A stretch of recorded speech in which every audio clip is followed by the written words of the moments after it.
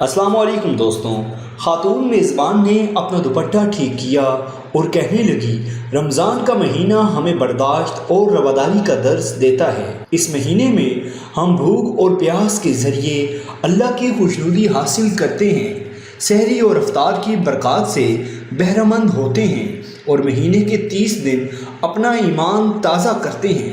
اللہ تعالیٰ نے ہر بالغ نوجوان پر روزہ فرض کیا ہے، لہٰذا ہمیں کوشش کرنی چاہیے کہ پورے روزے رکھیں۔ پروگرام کا باقاعدہ آغاز ایک نعت رسول مقبول سے کریں گے، لیکن اس سے پہلے لیتے ہیں ایک چھوٹی سی بریک تک ہمارے ساتھ رہیے گا۔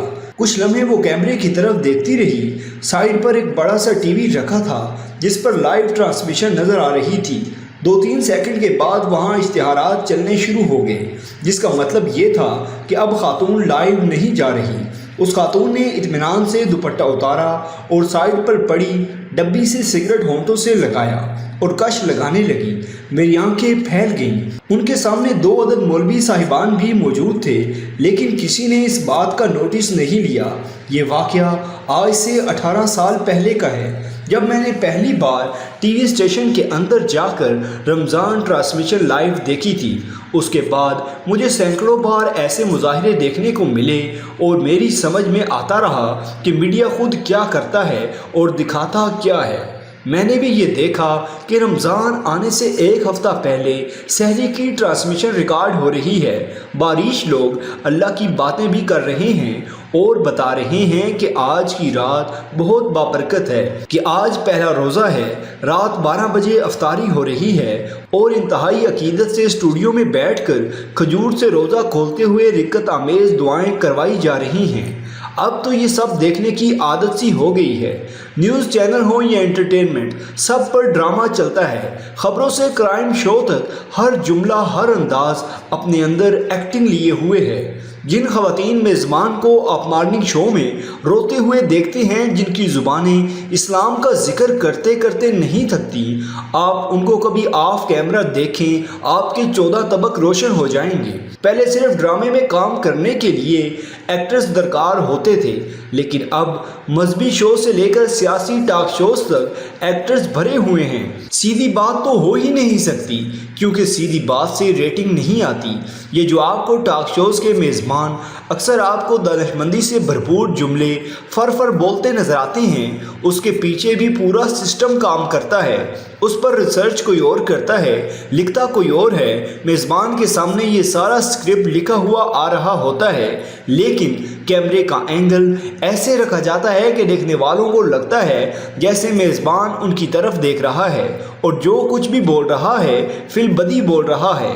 سیاستدانوں سے تیکھے سوالات عموماً میزبان کے ذہن کی تخلیق نہیں ہوتے، بلکہ اس عمل کے پیچھے کوئی ذہین کنٹینٹ رائٹر موجود ہوتا ہے جو ایک ایک چیز کو نفاست سے ترتیب دے کر میزبان کے سامنے رکھ دیتا ہے۔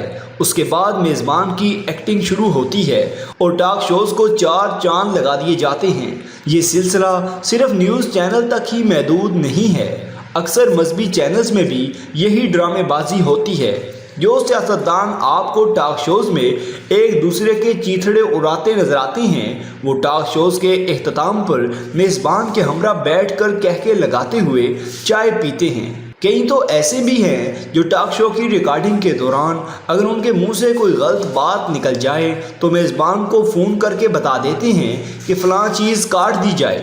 میزبان جس رخ سے ہماری سکرینز پر جلوہ افروز ہوتے ہیں، وہ اینگل بھی سوچ سمجھ کر بنایا جاتا ہے۔ پروگرام اگر ریکارڈڈ ہو تو میزبان ہر 2 منٹ کے بعد میک اپ آرٹسٹ کو بلا کر اپنی پفنگ کرواتے ہیں تاکہ اسکرین پر ان کا مکھڑا زیادہ سے زیادہ حسین نظر آئے۔ مزاحیہ پروگراموں کی ریکارڈنگ بھی مزاحیہ ہوتی ہے۔ آپ کو اگر کسی ایسے پروگرام میں شرکت کا موقع ملے تو دیکھیے گا آپ وہاں کتنی دیر کرسیوں پر بیٹھے، وہاں کیا پیش کیا گیا، اور جب پروگرام آن ایئر ہوا تو کچھ نشر ہو چکا تھا۔ عموماً مزاحیہ پروگراموں میں ہمیں سامنے بیٹھے ناظرین بات بات پر کہکا لگاتے اور تالیاں بجاتے دکھائی دیتے ہیں، جبکہ حقیقت میں ایسا نہیں ہوتا۔ اس کا فارمولہ بھی دلچسپ ہے۔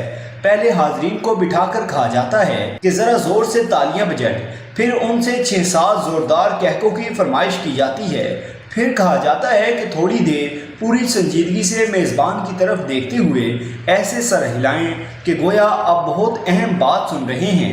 اس دوران کیمرے خوبصورت چہروں کے کلوز اپ بناتے رہتے ہیں۔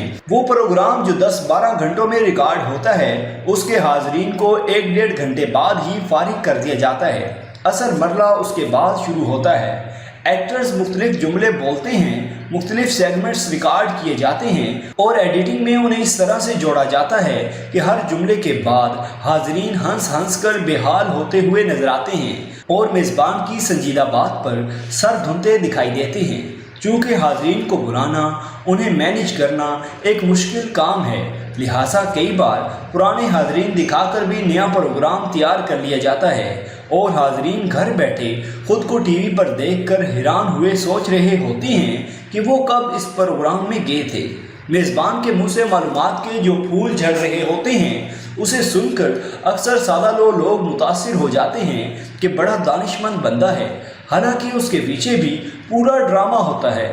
گوگل سے معلومات اکٹھی کی جاتی ہیں، ریسرچر اسے ترتیب دیتے ہیں اور مختلف ٹکڑوں کی شکل میں بار بار ریکارڈ کر کے انہیں یوں جوڑا جاتا ہے اور لگتا ہے کہ میزبان ایک ہی سانس میں معلومات کا خزانہ دے رہا ہے۔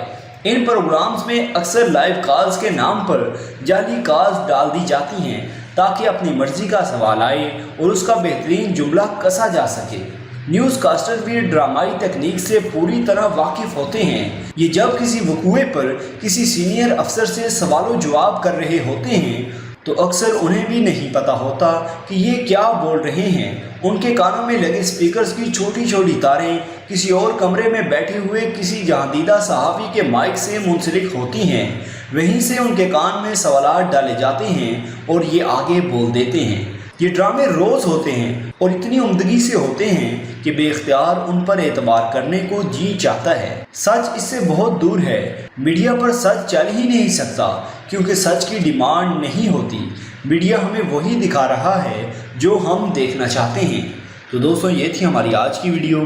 اگر آپ کو ہماری یہ ویڈیو پسند آئی ہو تو لائک ضرور کریں اور ہمارے چینل کو سبسکرائب کرتے ہوئے ساتھ موجود گھنٹی کا بٹن بھی دبا دیں۔ شکریہ۔